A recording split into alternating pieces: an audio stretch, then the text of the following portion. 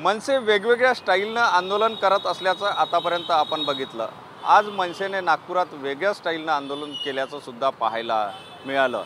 कारण सहकार नगर परिसरामध्ये अवैध चिकन मार्केट आहे आणि त्या संदर्भातल्या अनेक तक्रारी ज्या आहेत त्या महानगरपालिकेकडे नागरिकांनी केल्या, मात्र त्याच्यावर कारवाई होत नाही। म्हणून मनसेच्या कार्यकर्त्यांनी चक्क लक्ष्मीनगर झोनच्या उपायुक्तांना कोंबडी भेट दिली।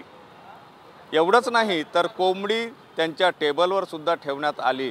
अशा प्रकारे हे एक अनोखं आंदोलन करून एक संदेश देण्याचा प्रयत्न जो आहे तो मनसेकडून करण्यात आलेला आहे। सहकार नगर परिसर जो आहे हा पॉश एरिया समजला जातो, मात्र या ठिकाणी अनेक चिकन मटनची दुकानं जी आहेत ती रस्त्याच्या कडेला असल्याचं पाहायला मिळते आणि त्यावरून नागरिकांनी त्या परिसरातील महानगरपालिकेच्या कार्यालयामध्ये अनेक तक्रारी केल्या, त्यावर काहीही सुनवाई झाली नाही किंवा अधिकाऱ्यांकडून कारवाई झाली नाही। हे बघता मनसेच्या कार्यालयामध्ये जाऊन मनसेच्या कार्यकर्त्यांना या संदर्भात नागरिकांनी माहिती दिली आणि मनसेने आपल्या स्टाईलने आंदोलन करण्याचं ठरवलं। मनसेने सुद्धा याआधी उपायुक्तांना निवेदन दिलेलं होतं आणि त्या ठिकाणचं अवैध मटन आणि चिकन मार्केट जे आहे ते हटवण्याची विनंती केली होती, मात्र त्याला प्रतिसाद मिळाला नाही।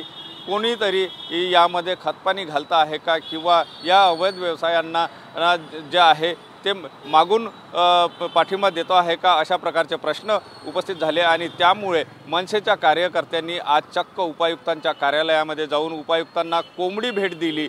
सोबतच त्यांच्या टेबलवर सुद्धा कोंबड्या ठेवण्यात आली। एकंदर म्हणजे या आंदोलनाच्या मार्फत जो आहे तो या ठिकाणी मनसेच्या कार्यकर्त्यांनी नागरिकांची समस्या लावून धरली। त्यानंतर त्या ठिकाणी घोषणाबाजीसुद्धा देण्यात आली। तुषार गिरे आणि मनसेचे हेमंत गडकरी यांनी या सगळ्या याच्यामध्ये पुढाकार घेत हे आंदोलन केलं। नागरिकांचं हे आंदोलन पाहून त्या ठिकाणी महानगरपालिकेच्या झोन कार्यालयामधून मार्केट हटवण्यासंदर्भामध्ये त्यांना आश्वासन देण्यात आलं, मात्र हे आश्वासन केव्हापर्यंत पूर्ण होते की मनसेला आणखी वेगळ्या पद्धतीनं आंदोलन करावं लागतं हे सुद्धा आता पाहण्यासारखं राहणार आहे।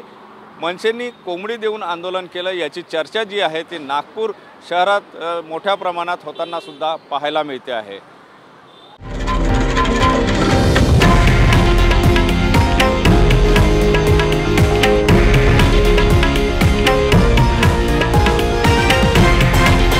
हे आहे देशातील नंबर 1 न्यूज नेटवर्क आणि आपण पाहत आहात TV9 मराठी, एकमेव।